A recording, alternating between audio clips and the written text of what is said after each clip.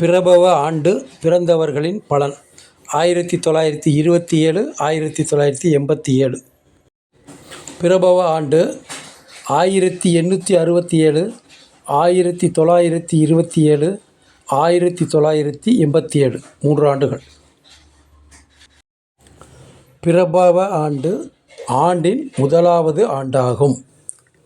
இந்த ஆண்டின் அதிதேவதை பிரம்மா. நிறம் தாமரை மலரின் நிறம்.